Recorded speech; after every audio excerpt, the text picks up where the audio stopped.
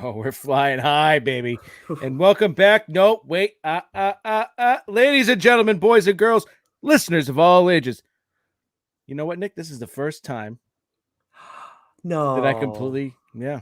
You forgot it? This is why Yeah. you gotta write it down. You've been No, like ladies and gentlemen, boys and girls, listeners of all ages, the Dork Shared Universe and Geeks Worldwide Radio proudly present to you the greatest podcasting team in the world. He's the Fry Guy, Nick Friar. I'm the Backpacker, Dr. Joe. Together, we are the TLDR Comic Book Club, baby. Nicholas, how's it going? I'm alive. And that's Yeah, honestly all I'm happy to have right now because after this past weekend, man, if you listen to Change My Mind, I talk about it a little bit. My brother got married. I was his best man. Mazel And tov. thank you very much. People were trying to target me and get me as messed up as possible for the speech. Didn't work because I am here. I am alive. Although for those who subscribe to our audio channel, are probably like, hey, Nick, did you upload What's New to the channel last week? Because you talked to Krista Faust, but did you upload What's New? And no, I didn't do it. I'm sorry. I feel terrible about it, but you should still subscribe to the audio channel because you're going to get another Friarside chat this week. You can subscribe on Spotify, Stitcher, iTunes, Geeks Worldwide Radio, because, Joe, who did we just get off a call with? Well, let's hope you can spell Cullen Bunn's name correctly because you didn't spell Oh, Krista Faust's name correctly. And oh AWA wow. let us know about it. You're really Wow. swimming in it this past weekend, Dude, I But was hey, stressed. You know hey, it's that. okay. Oh, It's my okay. It God. happens. I've I'm been a so best mad. man before. I know what it's like. Just Brag. wait till your own wedding day. Uh, Yeah. yeah. You think you're stressed now? Holy smokes! But I'm going to just open one congratulations to up your now. brother and his wife, and yeah, and you've moved. You've had a lot going on, Nicholas. Yeah, But and I moved this month too. Yeah, yeah, crossing and state lines too. enough about you. Okay, fine. Selfish prick. Let's All get right. on to the show here, and maybe people could hear the books that are actually going to come out this week. Yep. Well, hey, if you follow us on Twitter or you follow Doc's Twitch at Backcracker, or if you follow us on our YouTube channel, you would have been able to see all of that. But yes, I do apologize. But Joe, you didn't tell the people who we talked to this week. Of course, Dr. Krista Faust. No, not Fausta. I mean, how bad is that too? It's not I like I said messed it Cullen up. Bunn. I mentioned his name. I said, hope you spelled Cullen Bunn's name correctly. I blacked out. I'm sorry. I was Yeah. too busy. You were making fun Jesus. of me so much. I just got lost in the mixer. Jeez. But yes, we talked to Holy Cullen Bunn. smokes. He's got a couple new books coming out. If you're actually watching our stream right now, you can see my background right now. And those are the two books that are one's gonna be coming out in September. That's Shock Shop from Dark Horse. We talk a lot about that. And then we have Door to Door, Night by Night. It is a bit of a mouthful, but it sounds awesome. That's coming out from Vault in November. And there's an Aftershock book, something foul, foul smell in the wall, I think is what it is. Foulness in the walls. A foulness in the walls. I can't get it right, but that's coming from Aftershock, and that's also going to be on November 16th with his Vault book. But enough about that, Joe. People can listen to that when the audio drops at midnight on Wednesday. Right now, let's get to catching up because we do have a few books that at least you've been catching up on. Oh yeah, I caught up on a ton. So, in preparation for our interview with Cullen Bunn, I caught up on Basilisk issue 7 through 10, as well as Parasomnia, Dreaming Gods #1, which dropped last week. That's the second arc to Parasomnia, which I enjoyed very much. Dune, House of Canley #4. That was the final issue of that. That was very enjoyable. Catching up on New Think, I read New Think issue 2 from AWA Studios, and I very much enjoyed this issue. Issue 1 I felt was a little on the nose. It was a little preachy, but I thought the second issue here was great, and I'm looking forward to catching up on the third one. Gunslinger Spawn #10, that was excellent. Red Sitha #4, which was also the end of that story that was written by Mirka Andolfo. Usagi Yojimbo #30. And then one last Cullen Bunn book, Book of Shadows #1, which I don't know if you've read that yet, Nick, but it was fantastic. I don't believe I have. I'm more. I care more about what we're getting in the chat from Brick right now. Misses my clock. I think Joe, you can actually help him out with that. I If sure can. yeah, you can. In clarifying to clock with an L. Oh, look at that. There we go. Yeah, like mine that is gone now. Actually, no, I still own the clock, so I may figure something out. We'll see. Nothing set in stone for me just yet, but for me catching up, I did read Thor 26, which is part of all the Hulk stuff going on with Donny Cates. I was going to start reading 8, but I ended up not having the time to do that because I had to get ready for our chat with Cullen and then looking at some of the stuff for what's new this week, which we can get right into right now. Joe, why don't you kick us off with Marvel? Again, there's a whole lot here, very little to really want to sink your teeth into. But we have the Amazing Spider-Man number 8, Fantastic Four 46, Miles Morales Spider-Man number 41, Axe Judgment Day number 3, Darth Vader 26. All caught up on that. Read this issue, loved it. Carnage number 5, Marauders number 5, Spider Gwenverse number 5, Star Wars Dr. Aphra number 23, Captain America Symbol of Truth number 4, Avengers Forever number 8, Wolverine Patch number 5, Damage Control number 1, Defenders Beyond number 2, Genus Vel Captain Marvel number 2, and then lastly, Shang-Chi and the Ten Rings number 2, which was an excellent issue, by the way. I think you sound like you pulled a hamstring on that last one there. Genus right. Phil. Yeah, no thanks. But anyways, we got DC, and I know there is one book from them you want to highlight this week, but we also got Detective Comics 1063, which you read. We're both reading Batman White Knight Presents Red Hood. Issue 2 of that is out this week. We're both in agreement. Like, DC has a bit of a Red Hood problem right now. And look, Chip Zdarsky wrote his awesome story, but he kind of played a huge part in Chip and Red Hood moving on from his guns and how and who he was as a character. Now, Murphyverse is a little bit different, but just something that, like, whenever we talk to Rich Keefe from #Dork about what's going on with Red Hood and everything, a little bit frustrating. But we haven't read the second issue yet. The first issue of this was fine, didn't knock our socks off, but it was fine. Action Comics 1046, The Swamp Thing issue 16. Harley Quinn 21, Task Force Z, speaking of Red Hood, issue 11, Deathstroke Inc. 12, which I've been reading, Batman Fortress 4, Justice League versus League of, I don't know what the SH stands for, Joe, Superheroes? Is that what it is? I don't. So I was Justice League versus the Legion of Superheroes. I'm not writing these fucking titles out for 1,000 thing long. I don't blame you. I don't blame you. Tales of the Human Target issue 1. This is another Tom King book, and you liked his Human Target book before. Yeah, I got to read this one. I just didn't get a chance to yet. Fables 154, Young Justice, Targets issue 12, Olympus Rebirth issue 1, which is that the oh my god, the artist on Bliss, Caitlin Yarsky. Is that the book that she's doing for DC? Is that right? I think so, but I'm not 100% sure. We'll have to give that a look. And then we got DC Mech issue 2. More importantly, though, Joe, you wanted to talk about Robin number 17. So I read a few weeks ago that this was going to be the last issue for Robin. And I think I said this similar thing with issue 12 or 10 or somewhere around there. And what happened was, yes, it was the last issue of Robin, and then we had the event that Robin was taking place in. So it stalled the Robin series. We had the event, Shadow War, right? And then it came back. And so I can't tell if issue 17 is the last issue of Robin and Joshua Williamson isn't writing anymore of this particular series, because it looks like Robin is taking part in another event. I think it's Robin versus Batman or something like that. And it looks like it's going to sort of be a multi-title event. So I can't tell if, like, this is the last issue of this story. We're going to do the event and come back to it. But be that as it may, this was a great issue. If this is how it ends, I've enjoyed the series very much. I'm definitely gonna. I know I said I'm done with events, but I'll at least read the first issue, see how it goes, and take it from there. But I'm hoping that it's the case where they're doing the event and then it comes back, because I think Williamson has really handled this character really well and has told a really great story. So I'm looking forward to see where it goes. Yeah, and Robin is one that I was like blown away that how you fell in love with this thing, and it's something that you talked about on the show at length. Obviously, I got to give this one a read because just in the art too. Like, so Josh Williamson, good writer. When I think of him, I think of the Flash first, but when I saw the art for this series too, it was just like, that just really feels like it fits, especially when I saw Ravager too. She's like, no, they got these characters spot on. These are the people. So really awesome stuff there.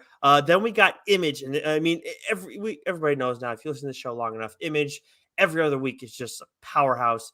Department of Truth issue 20, of course, James Tynion, who I think am I right? You were talking shit about him last week, if I'm not mistaken. Tie-ins, dumbass. Tie-ins. My bad. Deadly Class, 55. The Scorched issue 9. Public Domain issue 3. We're both reading those titles. Gunslinger Spawn issue 11. We're reading that as well. Farmhand 20. Sins of the Black Flamingo issue 3. New Masters issue 6. Now, Public Domain, you're all caught up because you got to read that on Zdarsky's Substack ahead of it. Yep. Now, what about Radiant Black issue 17? Did you read that this week? Oh, did I read that, Wow. baby? Yeah. Wow. Have to. Yeah. After that cliffhanger of an issue in issue 16. Oh my God, dude. I mean, like, you knew who it was in the suit now, but it was also like, what the fuck just happened? And now Yeah. it's also like extra, like, what the fuck just happened? Yeah, and the way it ended, and The way it ended, you're asking fucking the knew it. same I knew question. it. Yeah, you're asking the same question that one character is sort of asking, and like, where the hell is this going to go?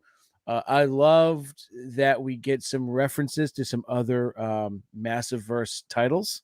Yeah. Subtle references right in this issue, which was great. So I'm hoping for something I'm hoping this is leading to something a little bit. I mean, it's obviously leading to something bigger. We tried to get some information out of Ryan Parrott at Boston Fan Expo when we weren't blowing up his spot. Yeah. Oh God. Actually, you can get that trade this week now, so he's off the hook. Yeah, he's off the hook, right? But yeah, this was a tremendous issue. It's my, for those watching, it's my background. Yeah, it's awesome. It was absolutely outstanding. Page turn, art's great, action's great. We get like a development with a character who like Kyle had planted a seed with already a little bit. It's like, okay, we like, it seems like someone might go in a different direction. There's actually a couple characters that he's done that with, and we see like we get one. The seeds are planted a little bit more deeply now, and then there's somebody else where it's just like, I've been saying it for a while that I think a thing's going to happen, and now it's like it's starting to feel like it really is going to happen. So I am very excited coming off this issue. They've been just kicking ass, Radiant Black, from start to finish, but man, these last few issues have been like absolute jaw droppers, and so we're coming to the conclusion of this this arc too, next issue too. So if it keeps up, man, this next one's going to be a fucking doozy. Yeah, it's gonna be wild, man. It's gonna be absolutely wild. And then the last one I wanted to touch on too from Image this week was Rogue's Gallery, which I was like, I thought it was good until like the last page, and then I was kind of like, well, it just seemed like odd. And then I get the same exact thing in this one, like a different, like it ties into the whole story, but then like the last page, I'm also kind of like, wait, what just happened? Like it was just a little confusing, not like an issue, like a problem, but like I don't quite get it, what's going on there. At the same time, I still really like this. I think this has a lot of potential, and they built off of what they did in the last issue, and then they go and take the other side of the story and they focus on that. And it's just like they did such a good job. Like I definitely empathize with the character, or sympathize, whatever, with the character. Like the main character who's playing this Red Rogue individual, who's basically supposed to just be like a superhero on TV, like on a CW or show or whatever. And then they get the boot, and now they're coming back, and like and how they're responding to that and whatnot. And at first it was the fans. Now we get her focus.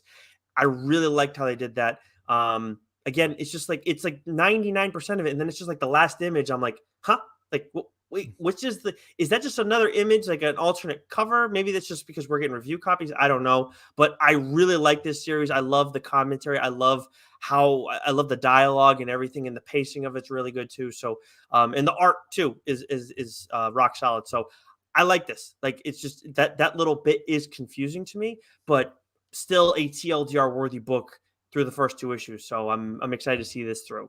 Love that. I'm going to rip through a whole bunch here, and then we will end with a couple books to talk about here. So from Skybound, Image's other imprint, I Hate This Place #4. I've officially put that into consideration for Book of the Year. So League of Comic Book Geeks tells us that AWA has a book, Emmett #1, dropping this week, but we get review copies from AWA. That's nowhere on there, so I have no idea what that's about. But from Dark Horse, we have Minor Threats #1, Stranger Things Kamchatka #4, Shaolin Cowboy Cruel to Be Kin #4, The Lonesome Hunters #3, Pearl 3 #4, and then Star Wars Hyperspace Stories #1. I flipped through this one. I'll just real brief. This is not a book for us. This is a Mm. young adults. This is to get in new Star Wars fans, younger readers. It's frustrating because I feel that the problem with Star Wars right now is they're too reliant on um, the either the original trilogy or they just I think they're too afraid to branch out and really try something different and new that doesn't have to do with already established characters. This is a vast universe where you could tell so many interesting things, right? Even if they wanted to stick with characters we know, you could do a deep dive into Palpatine's origin story. You could give us another Maul story. You could give us, you know, an old Republic story. You could just there's so many things you could do here, but there's I think they're just staying too cautious. They're being too cautious and too comfortable with what they have. And so the art in this wasn't my favorite. Really took me out of it. So that's that. IDW, we have My Little Pony #4, and we have Teenage Mutant Ninja Turtles: The Armageddon Gang opening moves #2. Dynamite, we have Samurai Sonia #3. Source Point Press, we have Good Boy #4 and Little Red Ronin #2. You have from Comixology Canary #2. I thought that came out last week, but I guess that Comixology side rant needs to figure out their fucking deal because they do a terrible job at telling you when these Mm. books are coming out. Like I've got no idea. Like Barnstormers, like that should be out now. It's not. Mhm. Like figure out It's your so fucking deal. annoying. That's so annoying because Canary's one of the best books out there right now. After that first issue, I know it's only one, but that absolutely slapped, man. From Aftershock, we have Bunny Mask, The Hollow Inside #4. Valiant, we have Book of Shadows #2. And then from Vault, we have Blue Flame #9, and a book that I'm interested in reading. I won't be able to get my hands on until New Comic Book Days. End After End #1. I believe this is written by David Andre or DB Andre. He wrote Resident, which I absolutely loved. So I'm looking forward to that. And then I've got two more books that I want to dive into a little bit. One of which we've both talked about. So I'll Yeah. go to Boom first.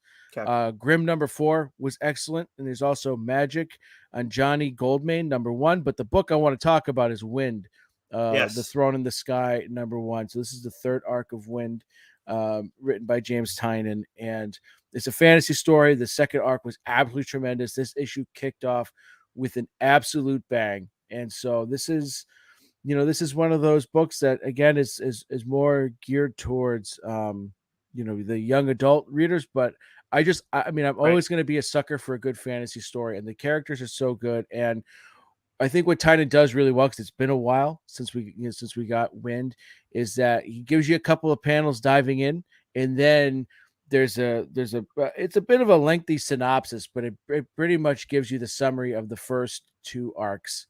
And then it jumps right back into it. So it was a good sort of refresher for those who are picking it up for the first time. I thought it was helpful because you could read that and get a sense of where you are, and then hopefully piques your interest enough so that you continue reading the book, but also if you want to go back and pick up the first two volumes. But Wind, Throne in the Sky #1, absolutely tremendous. And then from Titan, we don't talk about Titan a ton on this show, but mostly we've talked about Gun Honey, right? We talked with Charles Ardai.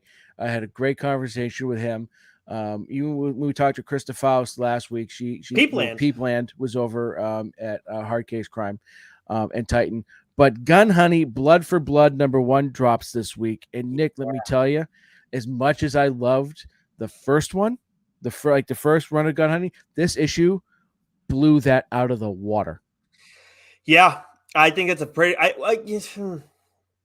thought it was outstanding. Like to say it blew it out of the water. Like to me, because the intrigue here already, the story that we're getting, the chess game that's being played, to me, yes, like the first arc of Gun Honey was absolutely fantastic, and you had a great. This is absolutely fantastic too. But this is well, for me, it feels a little bit different because now there's I feel like the adversary in the first arc was a great adversary, but we didn't really know a ton about until the absolute end. This you get it right from the rip, This and is true. the maybe I should say the intrigue in this one is already like boom, right at the top. You know what I mean? Sure. Yeah. I mean, yeah, it was so obviously a kick ass first arc. And then the twist that you get in it, well, there's two major twists that you Yeah. get in it that were awesome. And that's why I'm like, to say it's better, like, it's just like, well, I'm not, I can't, I guess, okay. I won't say that you're So wrong. maybe I had a bit of It, hyperbole, but yeah, but it's definitely not like it's at least at the level that you got before. yes. And that's kind of how I felt coming off. It's like this is different. No, I say more of the same. It's more like the intensity to it, the quality of the writing to it, the quality of the art to it, like more of the same in all the important aspects. But yes, when you get the story, it's like, oh yeah, this is awesome. And based off, and I will say this, the way that it may be better is if you're giving us all of this so much information in that first issue after the twists that we got in the first arc and you kind of held on to them for a little while. Yes, in that sense, it may be better because it's like it's absolutely crazy. And yes, right off the rip, too, it's just like breakneck pace, awesome stuff. Such a fast read, but such an awesome read, too. And the art is so great. Lot of boobies. I was gonna say quite risque, but sure, you went there. But yes, Well, great first issue. what I would say that the advantage that the second arc has over the first one is we don't really have to introduce the main character. Yep. This book just got right to it. Yep. Right. So if you've read the first Gun Honey, boom, you're right into it. And I don't know. There was just something about I read. I go, yes, this is everything I loved about the first book, and then more because I just think there was a bit more intrigue to it. But again, at the very least, it is on par with what was an excellent Yes. first run. And again, I believe Gun Honey would count also as potential book of the year candidate as well. So Yeah.